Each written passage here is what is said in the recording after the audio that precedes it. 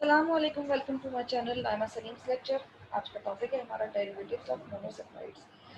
Previous lecture में हमने discuss किया था about dehydration of monosaccharides and oligosaccharides, osazone formation, and we have discuss about glycosides. आज start करते हैं about derivatives of monosaccharides. Derivative of monosaccharide होते क्या हैं? देखिए, ये लेक्चर आपको उस वक्त बहुत अच्छे से उस वक्त समझ में आएगा जब आप जो प्रीवियस लेक्चर मैं अपलोड कर चुकी हूँ oxidation, reduction, reducing and non reducing sugars के बारे में। किसी ने अगर उस लेक्चर को अटेंड नहीं किया, डिस्क्रिप्शन में लिंक अवेलेबल है, आप उस लेक्चर को सुन लीजिए अगर आप चाहते हैं कि ये बहुत अच्छे से आपको समझ में आए। मोनोसैकेराइड सिंपल शुगर्स होती हैं, फर्दर हाइड्रोलाइज नहीं हो सकती, स्वीट एंड टेस्ट होती हैं, सॉल्युबल इन वाटर होती हैं। ये मोनोसैकेराइड यानी जो सिंपल शुगर हैं, इसकी एग्जांपल जो है glucose, fructose, galactose, ribose, all of these are example of monosaccharide.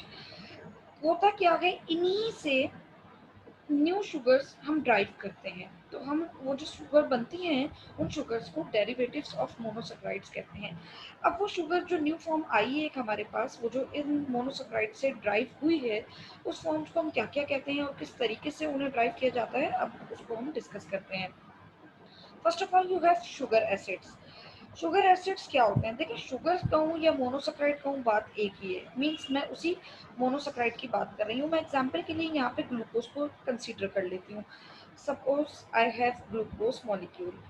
अब ये जो शुगर है मेरे पास ग्लूकोज, आपने अगर ऑक्सीडेशन रिडक्शन को स्टडी किया हो तो जब भी ग्लूकोज ऑक्सीडाइज होता है तो जो प्रोडक्ट बनता है वो एसिडिक प्रोडक्ट बनता है, और जब भी ग्लूकोज मॉलिक्यूल यानी जो शुगर्स होती हैं जब भी ये रिड्यूस्ड होती हैं, जो प्रोडक्ट बनता है वो अल्कोहल बनता है। प्रीवियस लेक्चर में इसको डिटेल में डिस्कस किया जा चुका है। तो अब यहाँ पे हमारे पास ग्लूकोज मॉलिक्यूल है, हमने इसको ऑक्सीडाइज करवा दिया। आपको अगर ग्लूकोज की डायग्राम याद हो और मैं आपको यहाँ एग्जांपल से अगर समझाऊं, देखिएगा ये जो स्ट्रक्चर है इसका एल्डिहाइड ग्रुप है, इसका जो फंक्शनल ग्रुप यहाँ पे है वो एल्डिहाइड है, और टर्मिनल जो इसकी साइट है यहाँ पे एक अल्कोहलिक ग्रुप मौजूद है। मैंने उस लेक्चर में भी कहा था, अभी रिपीट भी कर देती हूँ समझाने के लिए, कि जब भी ग्लूकोज मॉलिक्यूल का, ग्लूकोज एक मोनोसैकेराइड है, जब भी ग्लूकोज मॉलिक्यूल का एल्डिहाइड ग्रुप ऑक्सीडाइज होगा तो प्रोडक्ट जो बनेगा वो ग्लूकोनिक एसिड बनेगा, और जब भी इसका टर्मिनल यानी ये अल्कोहलिक ग्रुप ऑक्सीडाइज होगा तो जो प्रोडक्ट बनेगा वो ग्लूकोरोनिक एसिड बनेगा। तो अब आप यहाँ इसको अच्छे से समझ सकते हैं कि आपके पास ऑक्सीडेशन हुई है ग्लूकोज मॉलिक्यूल के या तो एल्डिहाइड ग्रुप की या फिर अल्कोहल ग्रुप की, जिसके रिजल्ट में जो प्रोडक्ट बना है वो ग्लूकोनिक एसिड अगर एल्डिहाइड ऑक्सीडाइज हुआ है, या ग्लूकोरोनिक एसिड है अगर अल्कोहल ऑक्सीडाइज हुआ है। तो ये दो प्रोडक्ट आपके सामने आ गए। इन दोनों प्रोडक्ट को अगर आप गौर से देखें, पहले वो था ग्लूकोज मॉलिक्यूल, बट अब मैं इसे कह रही हूँ ग्लूकोनिक एसिड। यहाँ पे एक न्यू टर्म ऐड हो गई है, दैट इज एसिड। क्यों? क्योंकि ऑक्सीडेशन का प्रोसेस हुआ है, और यहाँ पे ग्लूकोरोनिक एसिड अगेन एसिड लिखा हुआ है, ये भी एसिड बन गया। पहले वो था glucose molecule, now it is gluconic acid और ग्लूकोरोनिक एसिड।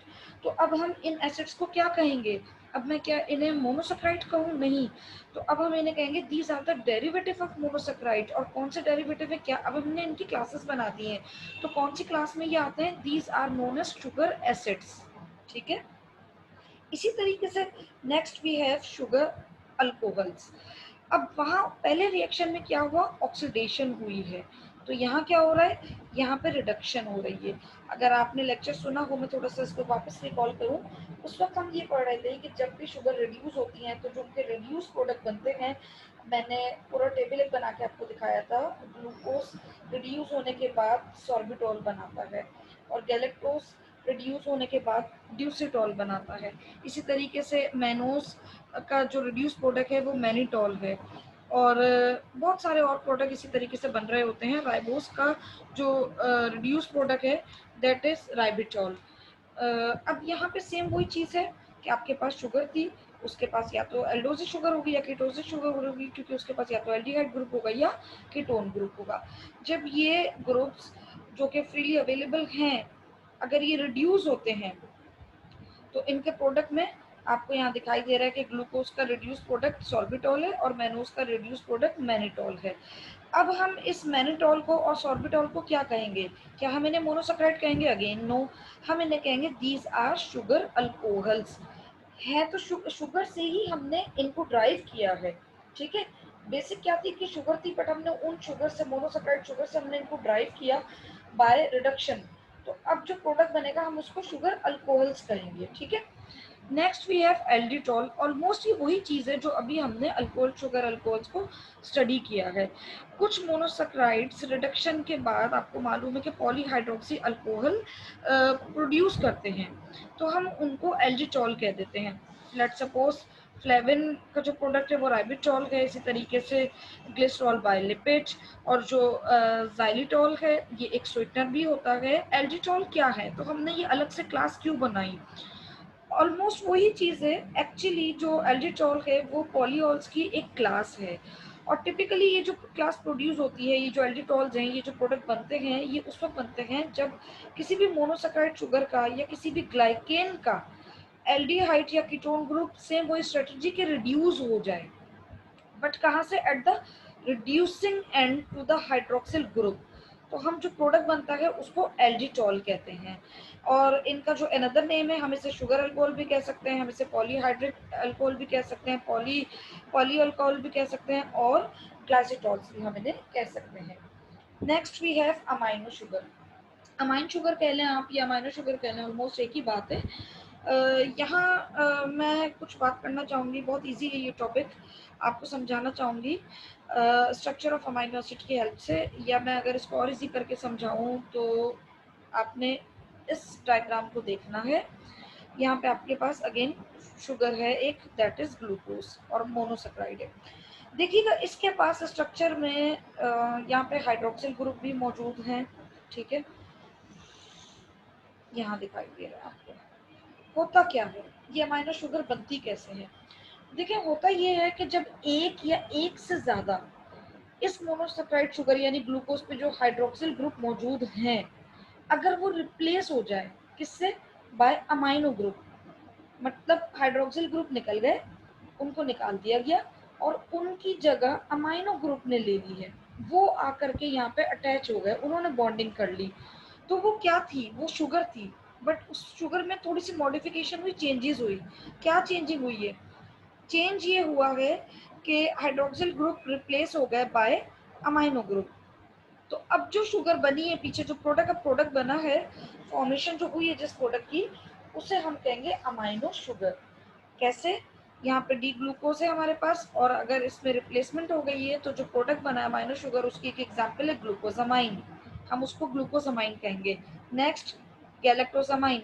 तो अब हमें पता चल गया वो पहले प्रीवियसली क्या होगा, वो ग्लूकोज मॉलिक्यूल होगा, और उसमें जो हाइड्रोक्सिल ग्रुप होंगे वो रिप्लेस हो गए होंगे विद अमाइनो ग्रुप। तो अब जो प्रोडक्ट है वो नाम से यहाँ से हमें शो हो रहा है, अमाइन अमाइनो ग्रुप को रिप्रेजेंट कर रहा है, और वो पहले कौन सी शुगर थी? वो ग्लूकोज थी। यहाँ पे आपके पास गैलेक्टोज शुगर मौजूद होगी, और उसमें क्या हो गया? रिप्लेस्ड हो गए amino group by hydroxyl group मौजूद थे, वो अमाइनो ग्रुप से रिप्लेस हो गए। तो अब जो प्रोडक्ट बना उसको हम कह रहे हैं गैलेक्टोज अमाइन। तो in case in future biochemistry में आपके सामने ये दो नई टर्म आती है, ग्लूकोज अमाइन, गैलेक्टोज अमाइन। तो again no need to be confuse. क्यों? क्योंकि आपको मालूम है कि है तो थी तो शुगर ही, बट ये उन मोनोसैकेराइड शुगर के अब डेरिवेटिव्स की बात हो रही है, और कौन सा डेरिवेटिव किस रिएक्शन से बनता है वो अब आपको पता चल गया है। Next we have deoxy sugar. Deoxy sugar की अगर हम बात करें, नाम से श्योर है, वेरी कॉमन। आपको मालूम है कि न्यूक्लिक एसिड की दो टाइप होती हैं, DNA, RNA. These are the type of nucleic acids.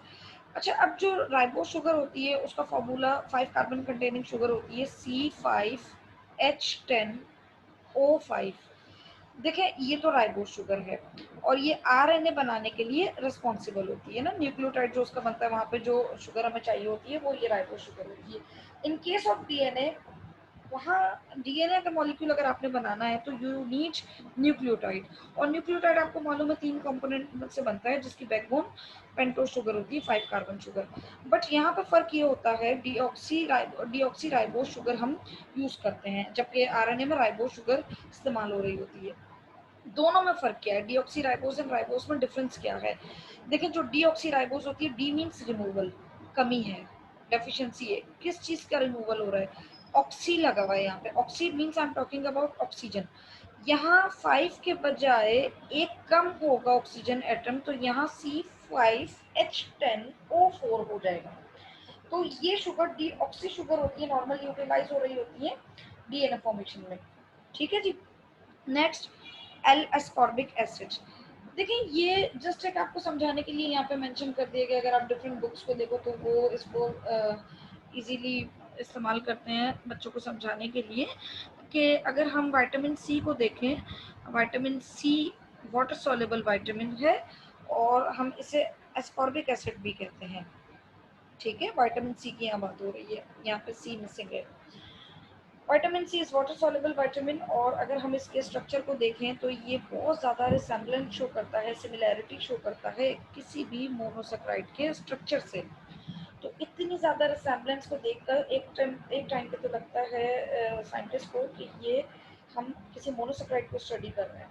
तो बट जब उन्हें स्टडी किया, ऑब्जर्व किया, देखा गया, तो पता चला दिस इज एस्कॉर्बिक एसिड, और ascorbic acid means I am talking about vitamin सी।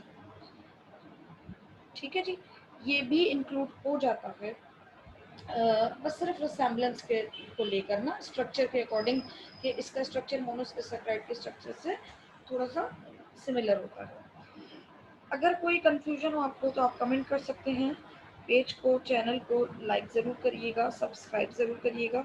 हमारा जो नेक्स्ट लेक्चर होगा वो डायसेक्राइड पे होगा। Thank you so much for listening me, take care.